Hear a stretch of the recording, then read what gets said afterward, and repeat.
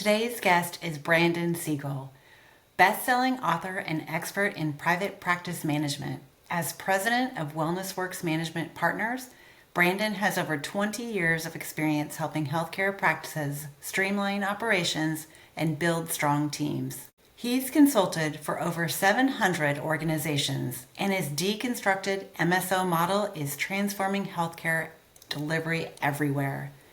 Let's take a listen. Welcome, Brandon Siegel. I'm super excited that you're here today to chat with us. And I've been to your Growth Code conference and just walked away with just my mind blown. You have so much information to share, and you're like a walking private practice encyclopedia, I think. I really I was thinking about my analogy this morning of everyone kind of has their analogy of what they're trying to achieve. And I kind of I felt like I wanted to just be a camp counselor again. And that's what I'm trying to be for all these private practices. How can I make it fun? How can I bring all the campers together? And how do we challenge you in new ways? Because I do think when I remember summer camp, it's the relationships. It's not even the activities. And I think sometimes we get so lost in what we're doing that we don't get to see all the fun. So Right. Well, why don't you tell us a little bit? You have, when I counted, and I might be wrong, you've got two separate businesses, Wellness Works and then Fly High Business, which is a newer one for you. Is that right? So technically I have multiple companies. Well, So actually, I'll and then just you have kind of your break it business. down. So why don't you go into kind of a little bit about you, what you have, and then you have a podcast. So Yeah. So a couple things. So first off, I'll start with, I wouldn't be in this industry if it actually wasn't for the company that got me into the industry. And that's my mother-in-law's company that I run today. So I consider that is one of my companies, which is called Every Child Achieves. We're a early intervention, birth to three. We've got over 50 full-time practitioners going into homes throughout all of Southern California.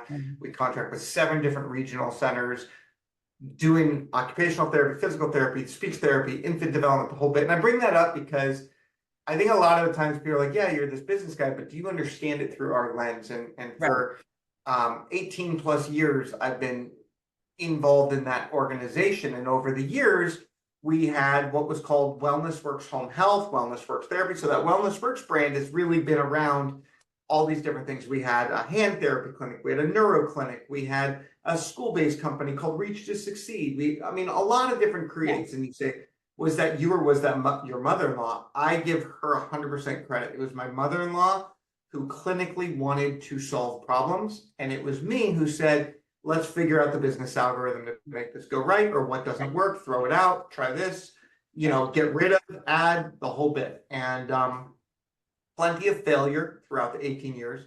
Anyone that thinks that they haven't had failure is not trying hard enough. So that's my first thing. You got to try and fail 100%. I love that. Yeah. Yeah. You got to fall on your face a couple times, right? To be like, oof, I'm not doing that again. Yeah. So basically, we were doing all this stuff, my mother-in-law and I together. Her name is Fred Lynn, or Freddie. And she, my wife is an occupational therapist as well. So my wife's involved, my father-in-law's involved, the whole family, as you've met at the Growth Code conference. And my brother-in-law is an occupational therapist as well.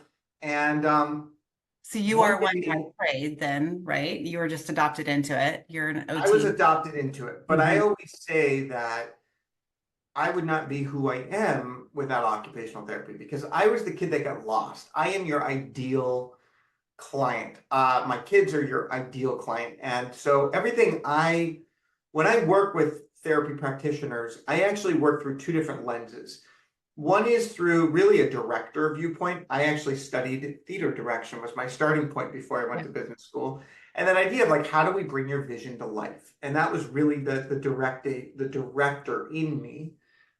Then I've got obviously the business hat, but then the third hat, which I think is really critical, is myself as a sensory child, sensory adult, someone that cannot handle a lot, and how I operate in the infrastructure that you're trying to have both parents and children operate in. And so bringing that whole perspective together of what does patient experience look like? What do outcomes look like?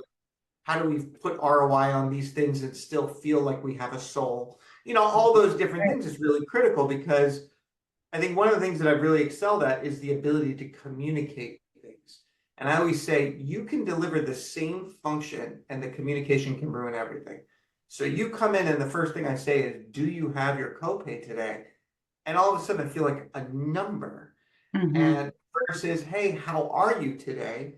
I wanted to make sure, did you have a chance to check everything out? Can I answer any questions? Do you have any questions about your insurance? We want to make sure that we streamline all of this business side so you can enjoy the therapy today. Like totally different experience. But when we have people that are just, I just got to ask the copay and schedule your next visit, you start to Right. feel like it.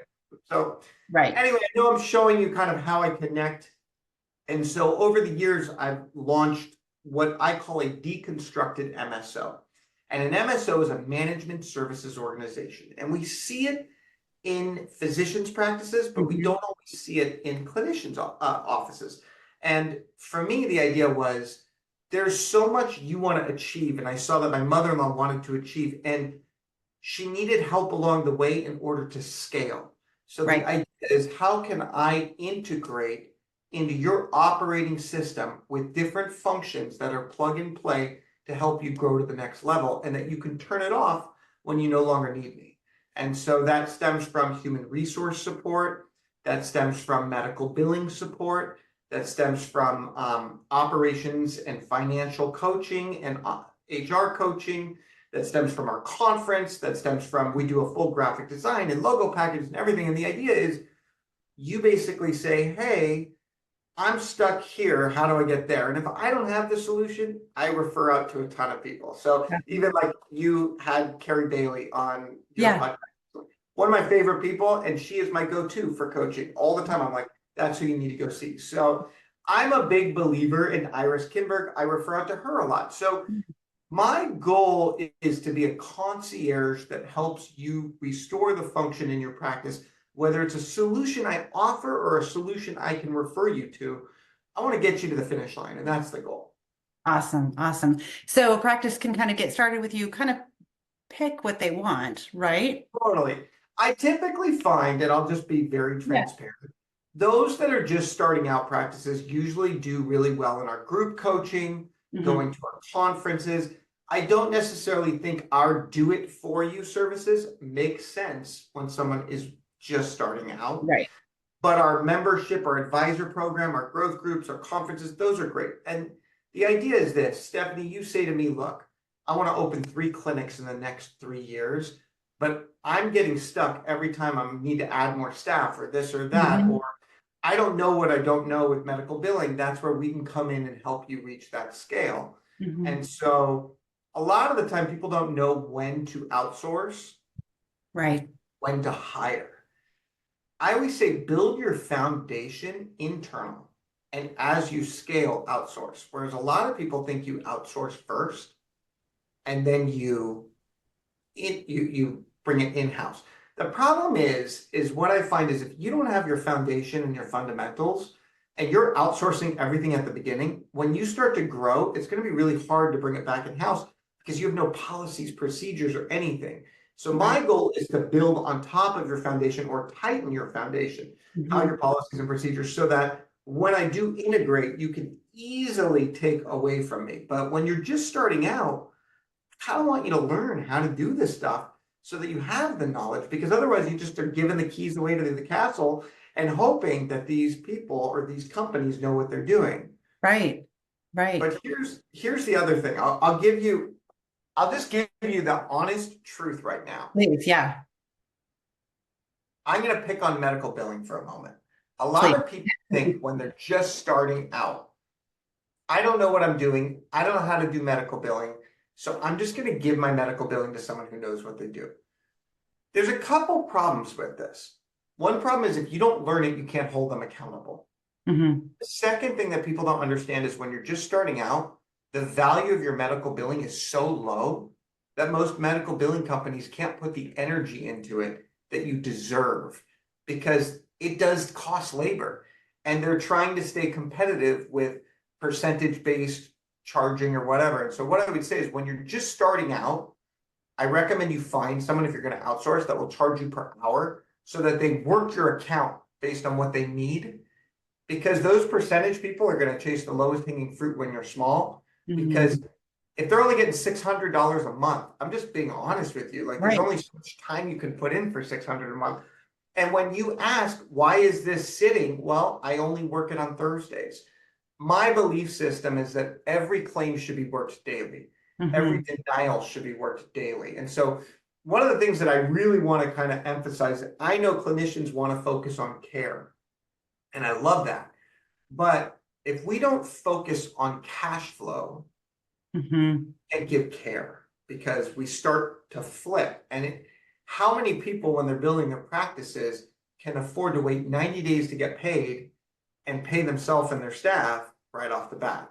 Right. And a lot of these companies, when they're starting out, are getting paid 60 to 90 days out versus 7 to 10 days out, simply because the billing company is not billing daily. And I'm not going to name names, but there are even EMRs that we know that do this. It's like Thursday's your day. And so I work 2 hours every Thursday, and that's all I can afford because there's not a lot of claims you're doing. And so that's where I think you have to really know what you're doing. Right. And if you're not collecting 60% of your money within 30 days of your date of service, there's something wrong. Mhm. And really, within 45 days, at this point, you should be between 75 to 90%. Where we start to see those longer periods of time, just so that people know, is typically when we have secondary and tertiary insurance. So we Mhm. have to be making sure that we're measuring our money owed to us based on 3 buckets. How much is owed to me from the date of service in a primary bucket? How much is from the secondary from that date of service in its own, and then tertiary and beyond. I find the biggest hole and gap in practices' wallets right now is how they're handling secondary and tertiary insurance. That's where I find the Yeah. money getting stuck and lost. And a lot of companies don't know how to work, or if it's out of network with one and in network with the other, and then they get stuck with the bill, which is never fun. No, no. So, kind of, if you can crack open, there's that, billing companies may have 5, 7% of what you bill, they take the profit of. So it sounds like a lot as a practice leader, like, yikes. But can you decode how that actually saves them money in the long run? Yeah. So a couple things. I don't think people recognize how much time goes into medical billing when you're really Mhm. looking at it. I also think there's a big difference between sending out claims and working things and also auditing things. So there's a lot that we're doing right now that I think is really non-compliant, and that's what a lot of people don't understand. So even, I'm gonna probably shock the room here, but I would guess 50% of the listeners right now are doing at least one thing non-compliant from a billing standpoint. The 2 biggest variables that I'm seeing right now, major compliance issues, not to scare everyone, Yeah, but one no. of them is that we are utilizing non-credentialed therapists to treat. We are rendering services under a credentialed therapist and getting a cosign, and it appears from a billing standpoint as if the credentialed therapist is doing the rendered service, Right. when in fact the credentialed therapist is co-signing. And a lot of insurances have cracked down and changed all their contract language to retract money after the fact when they read the note. So when they see that note and it says, because just to pick on Stephanie, Yeah. Stephanie says, Brandon, I write it in the note. There's no other way for me to bill on the 1500 form other than to bill myself as the credentialed therapist as the Right. rendering provider. I'm like, but you're not the rendering provider. So that's where you have to talk with your insurances to understand what modifier they want. Mhm. And what we're finding when we're talking to insurances is saying, you should not be treating a client with a non-credentialed therapist. Now, again, you say, what about SLPAs or what about CODAs? Well, there's a modifier for that that Right. allows that. And so that's one thing. The other code that I see a lot, and I know it's like, well, you talked about saving money, but my point is you're losing money. So sometimes what we look at is we look at that 6% is the standard out there, and it Yeah. goes between 4.5 to 12%, depending on Ouch. what you're doing Yeah. and the size and all of that. So you say, hey, Brandon, how could I ever justify giving 12%? Well, I'm going to do the math for you. At the end of the day, you could have crazy let's say that you're bringing in $36,000 a month, which is not that much in a billing person's world. Right.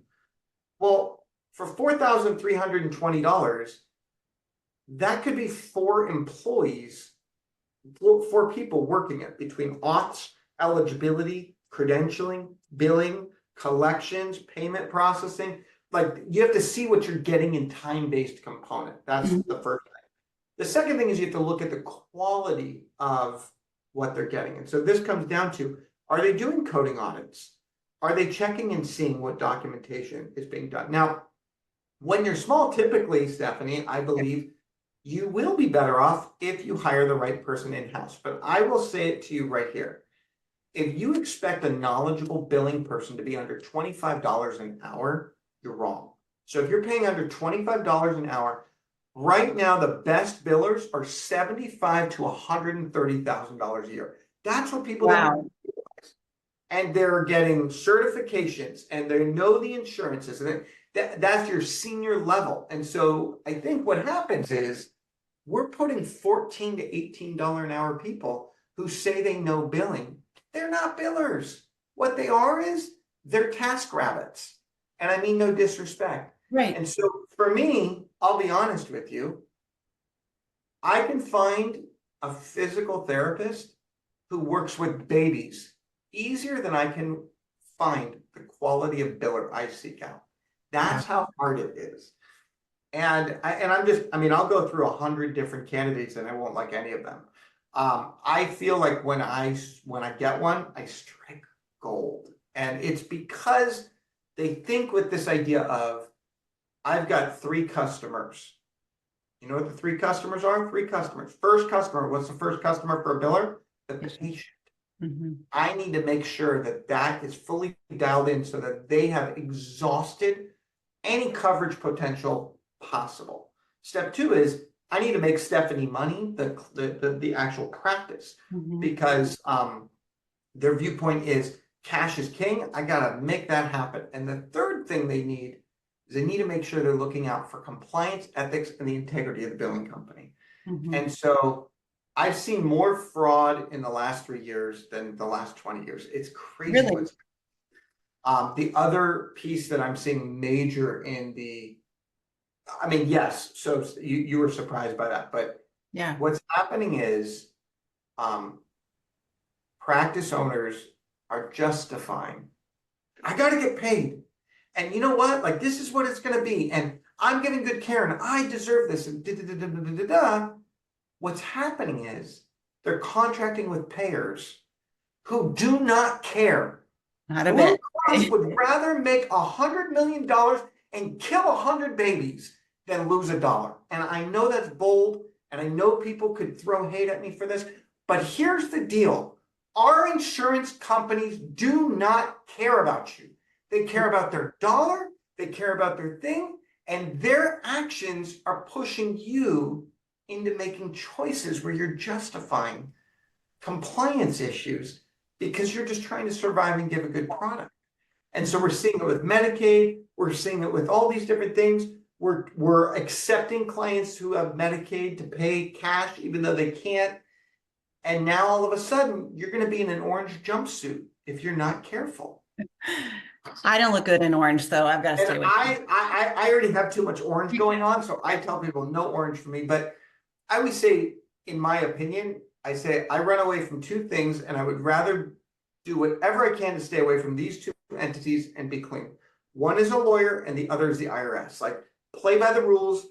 Don't mess with it. Like, life is too precious to Yeah. get stuck. Because I've seen people lose their practice. I've seen people lose their licensure. It's not just losing the contract, and just because you think you're small does not mean that you're not. And so those are like another area of compliance that I'm seeing major issues with is the 92526 feeding code. Really? Talk about Yeah. that a little bit. Yeah. Yeah. So on a 92526, for those who don't know, it's a swallowing and feeding code. And I look at the 92526 code at this point as almost bordering the same as using an independent contractor.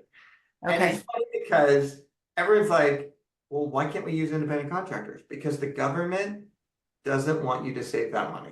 They want the IRS. Like, that's the bottom line. When people say, why can't I use an independent contractor? I say, because the IRS wants that tax dollar.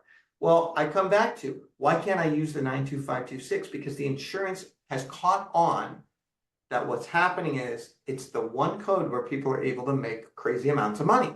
Because what's happening is, hey, I've got two non-timed codes and I'm squeezing it into a 30-minute visit. And so there are companies out there that insurance wants you to make $40 to $50 an hour. That's what they want.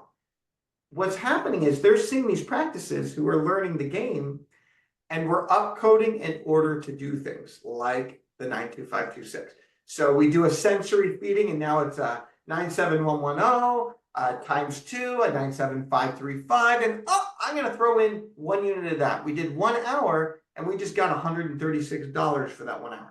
They want you to be at like $74 to $89. And that's the game. And when I say to a therapist, why did you do that? Well, we touched on feeding, and I go, so let me ask you, this is my first question. Would your visit look any different if I removed that 92526? And normally they say no. I'm just trying to code what I can get. 92526 has very medical details. And that's where, like, there's an AAPC is an organization that I'm a big supporter of. They're a medical billing organization. And every year they put out an occupational physical speech therapy coding book. I'm shocked that clinicians don't study these codes to see what is it, what do NCCI edits look like. Like, we study documentation, but we don't study the codes that we're playing with. So we don't recognize that we're at risk, because what we're doing is, it's as if you went in for a surgery and they upcharged a specific anesthesiology code that they're like, well, I did anesthesiology. It's like, yeah, but you just did this level. Right. Because most insurances will tell you that they believe therapeutic activity is still a code you can use for feeding. And they will also tell you an activity of daily living code is a code that you're using. So then when I ask a therapist, why did you bill your 4th unit as a 92526 over those? What do they tell me? Well, it pays more. Interesting. So how would it be used appropriately? I always looked at, like, if you're actually in their mouth working on oral motor function that would help promote a better chew swallow, then that would be an appropriate code. But if you're just working on the actual feeding mechanics, that is not the code you would choose. So the first thing you need to check is, will the insurance allow occupational therapy codes to be combined with it? Because we're seeing with modifiers and whatnot, a lot of rejections coming up. Okay. So that's the first thing, is to recognize just because they pay it does not mean that it's allowed. So you want to check your NCCI edits. Okay. And you also want to check your contract when you're checking eligibility. You want to give them the codes to say, can they be combined on the same date of service? You also want to make sure that you have diagnostics that separate the difference between those, and that you have a primary treating diagnostic that is related to what I'm going to say is like G2 transition, swallow dysfunction, major dysphagia, not tactile sensory defensiveness. Right. So what we're seeing is a lot of people are using sensory defensive eating as a diagnostic approach with the 92526. Oh, yeah. Yeah. Right. And so I really think of it, and the same as we see speech and language practitioners utilizing it with language, and they're doing heavy language visits, and they're just opening the tongue, and they're calling that. Oh my goodness. Yeah. But I say it because their viewpoint is, hey, insurance pays so crappy, I'm going to play your game. I'm going to Rubik's Cube this thing so that I can afford to pay my therapists. It's not from greed. It's from, I'm struggling to afford what the need of today's market is, and insurance is not stepping up. So if they want to hurt me, then I'm going to figure a way to hurt them back.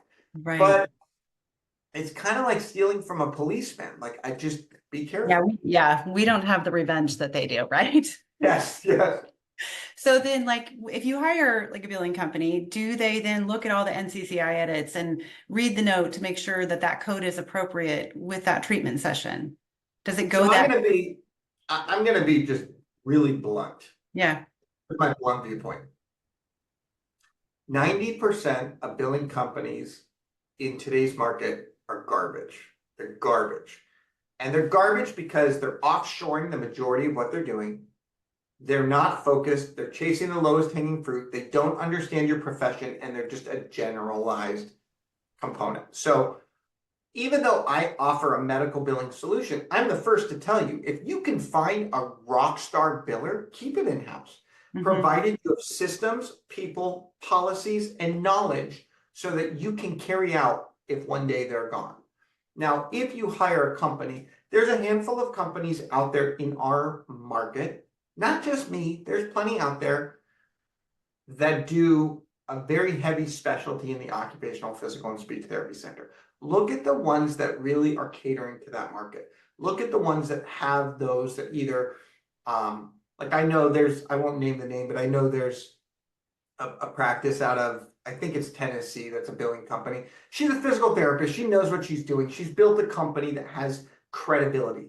I think you have to also ask these questions. So I want to know what kind of audits you're doing. What is your role in compliance? What is your role in contract negotiation? What is your role in optimizing our cash flow? How are you an advisor in addition to an executor of function for me? And I think, and how do we recalibrate where we're at with updates on the evolving NCCI edits and stuff like that? And I think it's about those questions. I think it's about interviews. It's about strategy. So for me, I'm a big believer that I don't ever want to start off a relationship where I'm over promising and under delivering. And the reason why I started the medical billing, just so that we're all on the same page, I didn't get into this world to become a medical billing company. That's not where I started. I actually was referring out, and I kept referring out all of my coaching clients to medical billing companies, and they kept getting burned. So I had a client out of Alabama, and she's like, Brandon, I'm like done. I don't even know what to do. I said, you need to just hire a superstar. She's like, I can't hire a superstar. I'm like, I will hire a superstar. And I hired this superstar. Her name is Renee Dupuy. Renee is my chief medical billing officer to this day. And it was her that really pushed me into this. Now, I want to be clear. When I started working with my mother-in-law, I went and got certified in medical billing and all of that because I recognized at that time, this was the pain that I had. And I don't know, for those who've been in the industry a long time, I just want to tell this story because you may have had it. So when I came into this industry, there wasn't really EMRs at the time. It was kind of like we used Metasoft for billing and we used a different schedule. It was hodgepodge. My mother-in-law would walk around with just her Oh yeah, notes. paper charting, best thing ever. Oh, yeah. And there was a point, I'm not exaggerating, we had one administrative person to every therapist just because of all the filing and the faxing. Yeah. So all of the stuff would go. We would then have to send out and photocopy the entire chart, send it to this billing company, who then had Metasoft that they were billing. It wasn't even a connected system. We had a medical billing manager in-house that was overseeing that, and it just became a disaster. And at one point, I don't think we were getting paid in less than 120 days just because it took 3 weeks just to get something sent out between all the manual processes. So that's what fueled me to say, I need to learn this just to do it myself. And to be honest, once I learned it, did it, fixed it, I was like, this industry, I don't need to do this anymore. And I actually said, we're going to cut all our insurances, and like we pivoted away.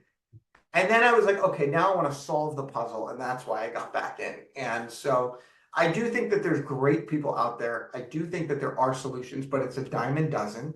And what I will say is, do not evaluate anyone by their resume. Do not evaluate anyone by what they tell you. Have them show you. My viewpoint is, if someone makes you sign a 1-year contract, they're not for you. So for me, I'm 30-day, you're out. Anyone that requires more than that is not betting on themselves. And that's the beautiful thing. And the other piece is this: never utilize a billing company that makes you have them bill out of their own billing system. So that's really critical because then your data is locked up. And when you leave them, you don't have any of that. So Yeah. they use all these third-party billing companies to say, oh, we'll take it from yours and we're going to data enter it into our thing. That's how they imprison you. And I say it that way. They strangle you so that you're stuck and you're afraid. Yeah. So any billing company you work with should bill out of your EMR, should be making notes, should be a 30-day out at any point so that you can replace them like that. Good And the point. beautiful thing is, even if you're in-house, the idea that they can come in and pick up where someone left off is really Right. important. Right. Yikes. It's like a puzzle without a picture of having to put those pieces together. And there's, like you said, a dime a dozen people that would like to do that or even have the brain capacity to do that. Yeah. Yeah. So one of the things I want to say that I think is really important is we've got these clinicians and they love what they do. They want it, like, and I'm saying clinic owners. Clinic owners love what they do. 95% of the clinic owners I meet, when I ask them this question, why do you want to be a clinic owner? I'm going to ask you, what do you think 95% say? Why they became a clinic owner? To help kids or, well, freedom. Maybe they would say freedom. So I think freedom is a secondary driver, but the primary driver usually comes from I got tired of seeing the way that people got the short end of the stick. Okay. And I wanted to be able to control the quality of therapeutic. I didn't want kids to just be a number. Even if we see a clinic and we say, oh, they're a mill or they're this or that. I Right. bet you that practice owner does not see themselves as a mill. Most don't see themselves as a mill. They see themselves as, I got to do what I got to do to survive, but every minute I want to put, it's purpose driven. What do you think the number one reason practice owners want to leave being a practice owner? Just curious. Oh, the stress. Like, well, I know for us, it's just we're responsible for all of it. It all falls on our shoulders. And there's this fire after fire after fire. And, like the billing, the NCCI edits, your employees a liability, your patient, it doesn't stop. Totally. Yeah. So the number one reason why practice owners often want to leave is that they're tired of everything that's not clinical. Yes. I say when we start a practice, we're actually not taking on a clinical hat. We're taking on the role of business algorithm creator. And I use this word business algorithm because everything is a recipe. How many therapists, location, EMR, payers, everything. I want you to become the culinary chef, not the cook. And I think a lot of practice owners don't enjoy being the chef. They want to be the cook. Yeah. It's not why we went So into my hope is that I can help, no matter in any way, for our practice owners to feel more confident in their ability to be chefs, to have tools at their fingertips that allow them to be more effective in the way that their practice functions. Because patient care, in my opinion, is going down. Patient experience is going down. People's follow-up and care and compassion is going down. So the bar is so low. And I think we have to stop and recalibrate what is meaningful. Right. So I'll tell you the biggest mistake that I see in today's private practice market. People take on way too many variables before they have a streamlined algorithm. So they want to help so bad. So I literally got a call on my way to my office from one of the people I work with. And I love her. She's amazing. But she wants to help the world. And she says to me, hey, have this question. I just found my unicorn registered dietitian. And she's an OTPT speech company. And I said, okay, my first question was, are you planning to do registered dietitian through private pay or through insurance? And I said, if it's private pay, we're good to go. If it's insurance, right, we need to talk. And she said, it's insurance. And I basically said, so for this one unicorn you found, You're going to go through credentialing. You're going to go through contracting. You're going to have to optimize a different EMR. You're going to, all this stuff for one unicorn. I'm like, I don't see it. I don't. I like, this is what, and I've worked a lot in the RD space, registered dietitians, nutritionists. Like, yeah, but the parents need it. I go, if the parents need it, let's create a curriculum. Let's create a membership. Let's create other ways to access that unicorn. But if you're just trying to give something for nothing, you're taking on way too many variables. I'm not trying, I said it this way. I said, I'm not trying to yuck your yum, but I said, what I am trying to do is Big Brother Brandon. And Big Brother Brandon is trying to protect you from yourself because you're putting all these, I want to put the unicorn as a priority. I want to put the patients as a priority, but you're not seeing how that affects you. So then in 6 months, when you're exhausted and questioning if you're in this business, I'm going to tell you, you expanded your variables greater than the capacity of your ecosystem. Yeah, it is just, I talk about like, I feel like since we've opened our practice, it's been like being on a treadmill and it just keeps speeding up and you're just running, doing everything that you can do to stay on the treadmill and not fly off. And that is exactly what you're saying. Like, oh, well, they need this, they need that. And you just want to give without looking at the ramification of what's going to happen. The people that you see that are able to do the crazy amounts of variables, like a Pam Marshall, for instance. Yeah. Pam Marshall she's become a chef. This is her game. She knows how to negotiate with the insurance. She knows, she is just like, she recognized that in order for her to continue in her, and I don't know her that well, but I know she's a chef.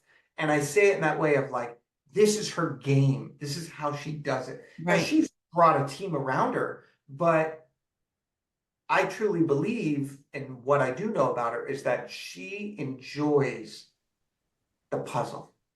Mm-hmm. She enjoys that operating, that function challenge, that she'd be bored if she just had one variable. You better throw 35 variables at her. You have to go after the variables because you enjoy that puzzle. Same with like a Bob. He loves the puzzle. He's a puzzle guy. So when I'm looking at people and we're looking at these pediatric practices that have just blown up, recognize they didn't blow up through luck. There's always a little luck. Yeah. But they blew up because they enjoyed that game. That game, not just quality of care. It was more than just quality of care. Quality care is not enough. Giving great care could make you broke.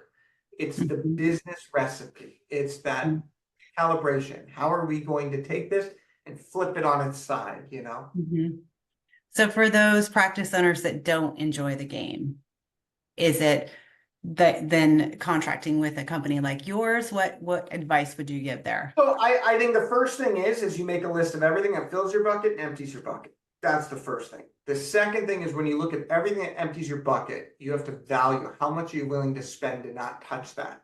And then you have to figure out how to hire or outsource those pieces to parties that you know for a fact are really behind that product. And I've messed up before, so I want to be clear. I'm not perfect. Right. My viewpoint is I will fall on my sword every day if I do something wrong. I am not afraid to be wrong.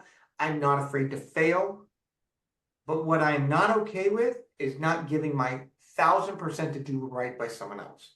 That is where I stake my claim. So when we're hiring people or we're outsourcing, pick the people that know that they want to do right by you, even if they do wrong accidentally. And that's really critical. That's really important, is where that intention is. So speak with other groups. I'm shocked how many people don't ask to speak with someone who's worked with me or whatnot. Like I'm like, Right. don't you want to? Right, you want to talk to someone? Yeah. Yeah, it's like you're about to, spend a lot of money. Like you don't want to.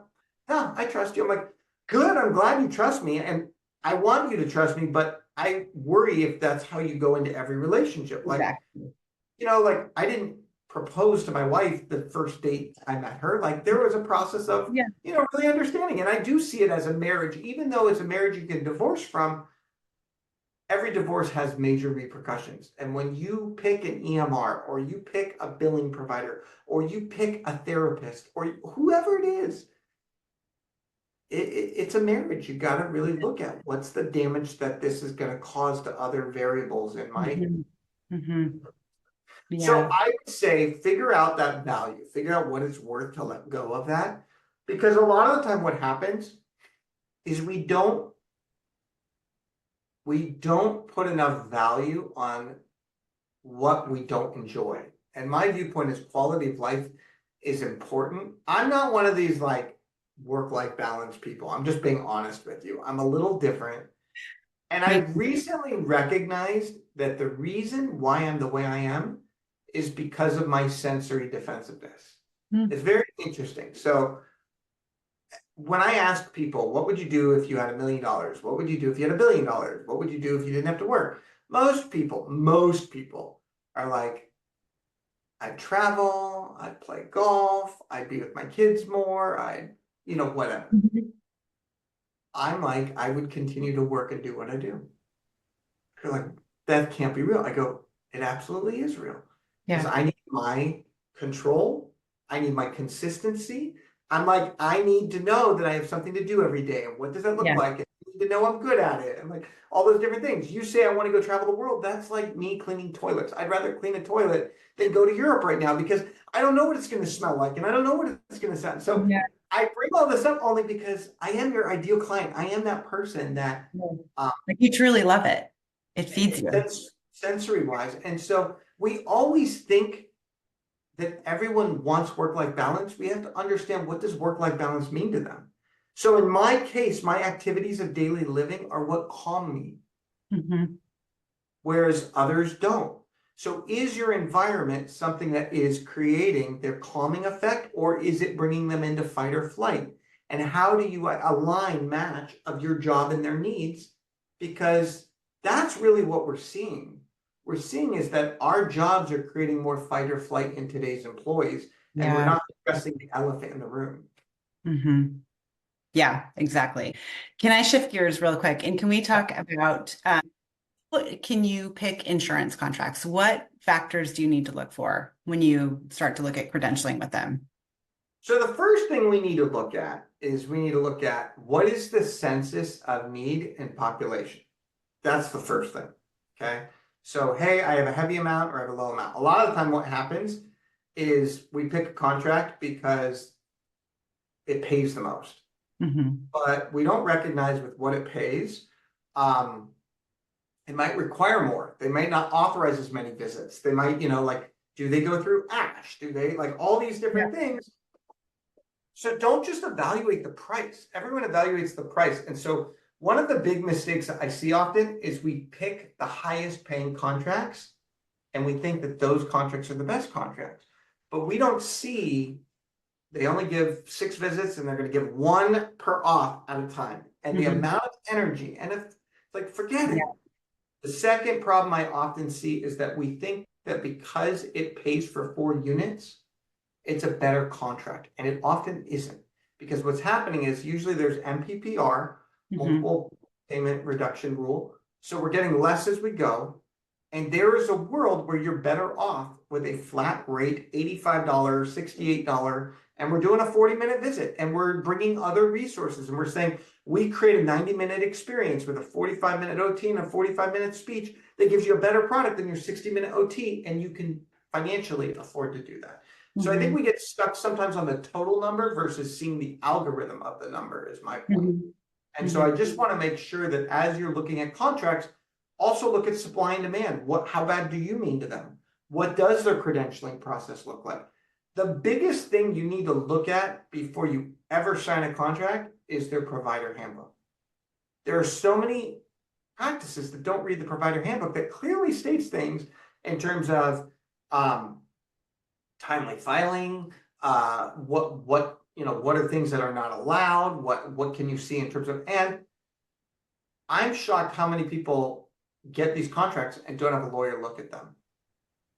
Good point. So What my kind view, of lawyer would you have look at them?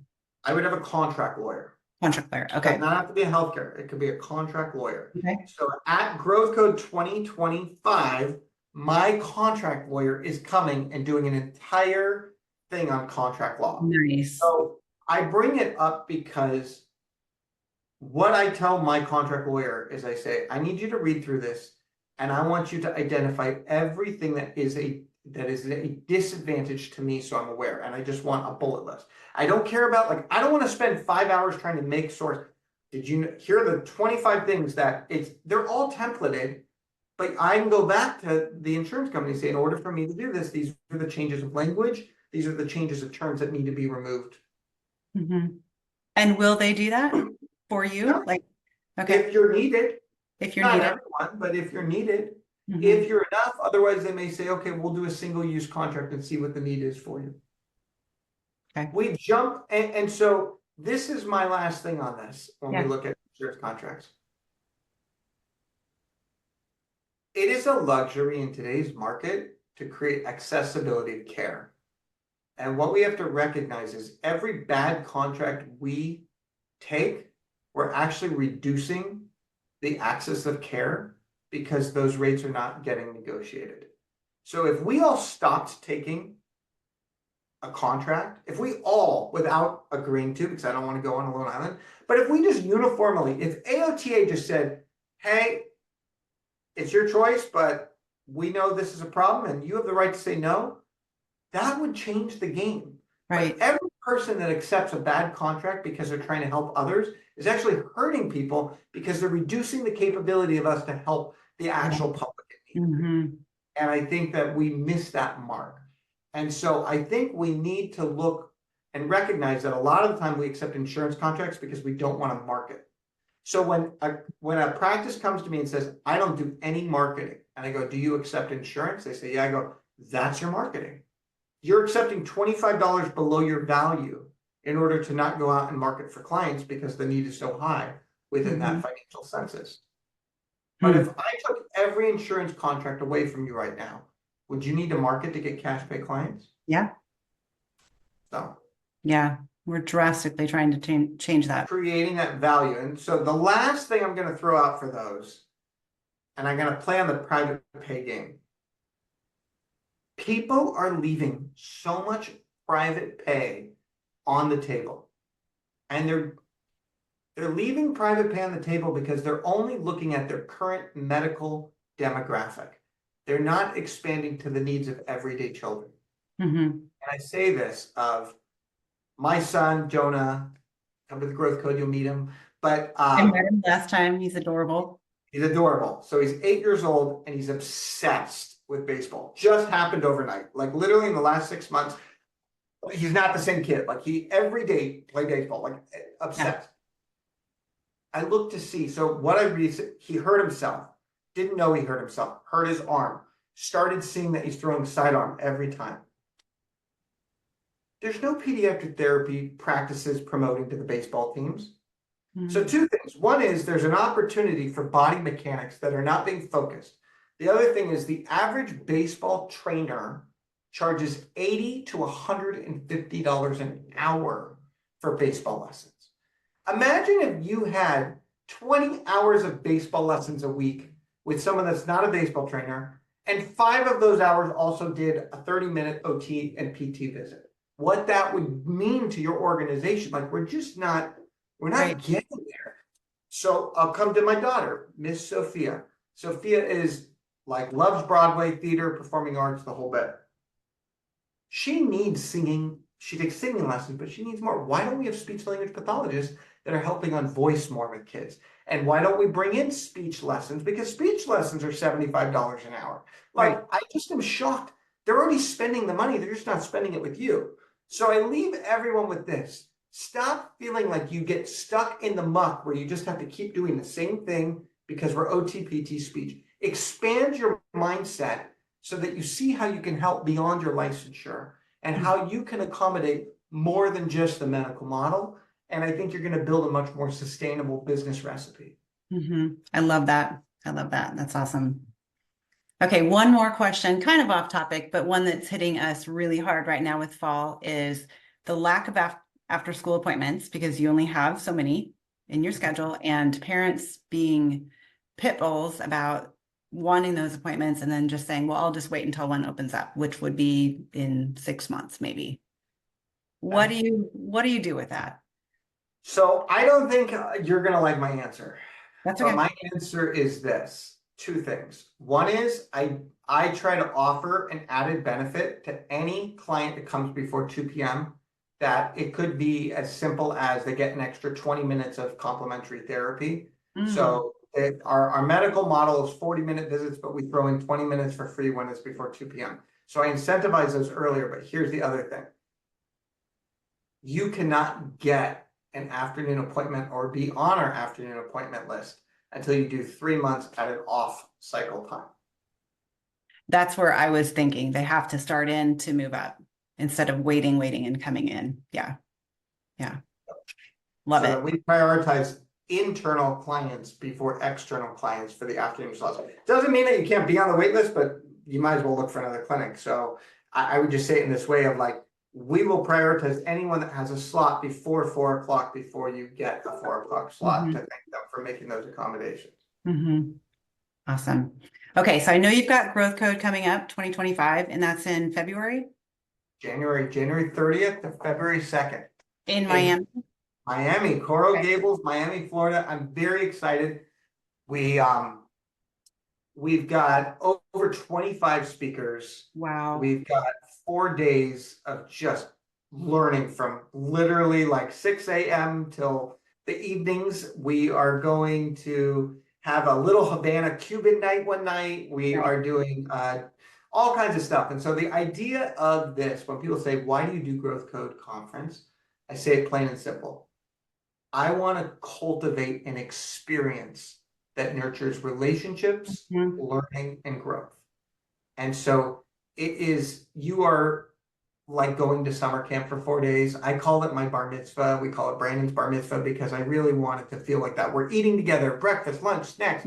Like, call it summer camp, call it Brandon's bar mitzvah. But the idea is like, if you've ever left, like you leave feeling like exhausted, brain hurt, and just loved like nothing else. Yeah. And that's cool. I can second that. It was amazing. I mean, I've been to so many different conferences. I won't name names, but where they're pitching their own pitch. But you brought up lawyers and, Rick Gowinda and all these different people that we would have loved to have seen in the past. And it was just like, oh my gosh, it's like a candy store. Yeah. So we've got a really good tribe this year. Some things I'll just kind of give you a heads up. No one knows because we're working on the website. It has not been released yet because it's a lot of work. But Rick Gowinda's coming back for multiple sessions, which is always great. We've got Greg Todd coming this year with a very specific, like diversifying your revenue focus. We've got my contract lawyer coming, Vanessa, who's going to be talking about contract. We're doing another panel on compliance. We've got a panel of therapist-owned practice owners that have scaled major, like 50 plus employees, to talk about how they went from small to big. We've got HR. We've got contract negotiation and so a lot of good stuff coming this year. And so I'm really excited. I think it's going to be great. And then so one of the things I try to do is I try to make the conference not just an environment for people to learn and connect, but I also try to make it personal. You get to meet my family, the whole bit. And this is a special year because my father, I grew up with a grandfather who was a business professor. My father was a professor. My father spoke all around the country and was like a corporate trainer, owned businesses, everything, and is also a published author. And it will be the first time ever I take stage with him. So him and I are opening the conference on the topic of how to really conquer challenging conversations. I have his book. I have your dad's book. Yeah. Oh yeah, The Mousetrap. I haven't read it yet, but I have it. Him and I are going to be talking all about challenging conversations. So it's things like that, like it just brings emotion to me. So this is it's so meaningful because I see the change in others, but it changes me every time. And that's what we're I know you put a lot of work into it, blood, sweat, and tears, and it shows. Yeah, it's just amazing. Yeah. Anything I didn't ask you that you want to share, either about what you have going on or like, I would say it this way of like, if you're a pediatric practice, I've got a pediatric practice group, Brandon's Tips. It's free and it's really this cultivating. It is designed for practice owners. It is not designed for other people to solicit practice owners. That's why it's Brandon Siegel's group. Yeah. But I bring it to you because I truly try to give a lot. And my viewpoint is like, how do I continue to nurture the industry? And it's not all, oh, he's just trying to, there are plenty of people that have been around me for years and never, it's just a matter of like, how do we continue to connect people? The Carrie Baileys, there's a new recruiting company that I love, Honeybee Hires. There's like all these people, I have no skin in the game. I love what they're doing. And so I say in that way, join that group so you can stay connected to all the things that we're promoting as a tribe, as a group, as a connection opportunity. And wellnessworksmp.com is the core company you should check out. And, if this is something you want to learn more about, I do a free discovery call with you. We set it up, we go through it, and we see how we can be a fit for each other. Awesome. I love it. And so where would somebody find the tribe that you were talking about? How do you? So if you go to Facebook and you type in Brandon Siegel's business, I think it's Okay. I'll link it in the show notes. You'll see that. So that's the group. And then the last thing that I have not shared publicly, but I'll share on your podcast is, so I had a podcast for 3 years called the Private Practice Survival Guide, based on my book, and call it 50 plus episodes over 3 years. I took a break at the end of 2022, did nothing in 2023, nothing in 2024. I just signed a contract. We are going to be launching a new season of 52 episodes. Wow. Of the Survival Guide podcast. So it will be going live hopefully November. We are recording it in YouTube and all the podcast stuff. So that we're doing a full relaunch, everything.